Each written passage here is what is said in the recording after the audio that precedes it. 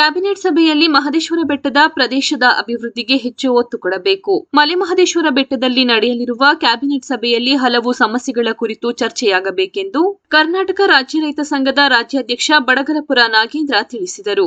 ನಗರದ ಕಾರ್ಯನಿರತ ಪತ್ರಕರ್ತರ ಸಂಘದಲ್ಲಿ ನಡೆದ ಸುದ್ದಿಗೋಷ್ಠಿಯಲ್ಲಿ ಮಾತನಾಡಿದ ಅವರು, ಜನವರಿ ಮೊದಲ ವಾರದಲ್ಲೇ ಮಲೆಮಹದೇಶ್ವರ ಬೆಟ್ಟದಲ್ಲಿ ಕ್ಯಾಬಿನೆಟ್ ಸಭೆ ಮಾಡಲು ಸರ್ಕಾರ ತೀರ್ಮಾನಿಸಿರುವುದು ಸ್ವಾಗತಾರ್ಹ. ಜಿಲ್ಲೆಯ ಎಲ್ಲಾ ಕೆರೆಗಳಿಗೆ ನೀರು ತುಂಬಿಸುವ ಯೋಜನೆ ಕೈಗೊಳ್ಳಬೇಕು. ಮಹದೇಶ್ವರ ಬೆಟ್ಟದಲ್ಲಿ ಸುತ್ತಮುತ್ತಲಿನ ಕುಡಿಯುವ ನೀರು ಹಾಗೂ ಸಾರಿಗೆ ಸಮಸ್ಯೆ ಇದೆ. ಈ ಸಭೆಯಲ್ಲಿ ಚರ್ಚಿಸಿ ಈ ಸಮಸ್ಯೆಯನ್ನು ಬಗೆಹರಿಸಬೇಕೆಂದು ರೈತ ಸಂಘದ ವತಿಯಿಂದ ಒತ್ತಾಯಿಸುತ್ತೇವೆ ಎಂದರು. ಕಬ್ಬು ಬೆಳೆಗಾರರಿಗೆ ಎಸ್ಎಪಿ ಕೊಡಲು ಘೋಷಣೆ ಮಾಡಬೇಕೆಂದು ಒತ್ತಾಯಿಸಿದರು.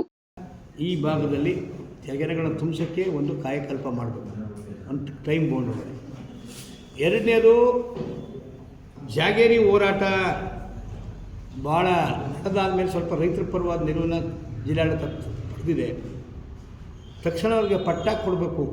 2,000 ಕುಟುಂಬಗಳು ಸುಮಾರು 60-70 ವರ್ಷದ ಅನುಭವವಿರುವಂಥ ಭೂಮಿಗೆ ಅರಣ್ಯ ಇಲಾಖೆಯಿಂದ ಪಡೆದು ಅವರಿಗೆ ಪಟ್ಟ ಕೊಡಬೇಕು. ಅದು ಇಲ್ಲೂ ಕೂಡ ತೀರ್ಮಾನ ಆಗಬೇಕು ಅನ್ನೋದು.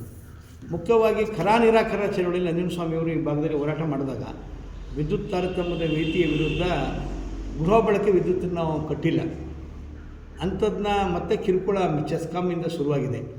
ಅದು ಏನಿಲ್ಲ, ಅದು ಇಡೀ ರಾಜ್ಯದಲ್ಲಿ 46 ಕೋಟಿ ಬಾಕಿ ಇದೆ ಬಡ್ಡಿ ಸೇರಿಸಿ. ಅದನ್ನು ಮುಖ್ಯಮಂತ್ರಿ ಸಿದ್ದರಾಮಯ್ಯನವರು 2013-18 ಇದ್ದಾಗಲೇ ಅದನ್ನು ಕೈ ಬಿಡೋಕ್ಕೆ ತೀರ್ಮಾನ ತಗೊಂಡಿದ್ರು. ಆಗಲೇ ಅದು ಈಗಲೂ ಕೂಡ ಅದನ್ನು ಕೈ ಬಿಟ್ಟಿಲ್ಲ.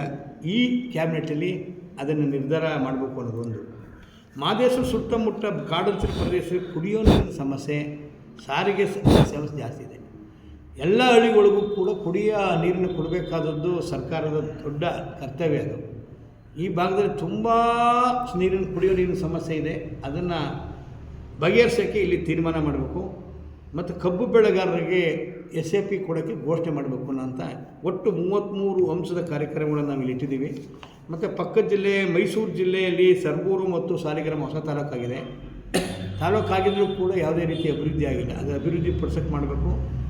ಮತ್ತು ಮಂಡ್ಯ ಜಿಲ್ಲೆಯ ಮೈಸೂರನ್ನು ಇನ್ನೂ ಸ್ಟ್ರೆಂಥನ್ ಮಾಡಬೇಕು. ಸರ್ಕಾರ ಮನಸ್ಸು ಮಾಡಿ ದುರ್ಬಳಕೆ ಮಾಡಗಿದೆ. ಅದು ಇನ್ನೂ ಕೂಡ ಉತ್ತೇಜನ ಕೊಡಬೇಕಂತ ಇರೋದ್ರಿಂದ ಮೈಸೂರನ್ನ ಅದೊಂದು ಭಾಳ ಕಾಂಪಿಟೇಟಿವ್ ಯುಗದಲ್ಲಿ ದೊಡ್ಡದಾಗಿ ಬೆಳೆಸೋ ರೀತಿ ಹೆಚ್ಚು ಇಳುವರಿ ಬರಬೇಕು, ಹೆಚ್ಚು ಕಬ್ಬು ಅರಿಯೋ ಸಾಮರ್ಥ್ಯ ಬೆಳೆಸೋಕ್ಕೆ ಕೆಲಸ ಮಾಡಬೇಕು ಅನ್ನೋದು. ಇನ್ನೂ 16 ಅಂಶಗಳನ್ನು ನಾವು ಇವತ್ತು 33 ಅಂಶಗಳು ಇಲ್ಲಿ ಇಟ್ಟಿದ್ದೀವಿ. ಅವುಗಳು ಕ್ಯಾಬಿನೆಟಲ್ಲಿ ಆಗಬೇಕು ಅನ್ನೋದು ನಮ್ಮ ಒತ್ತಾಯ.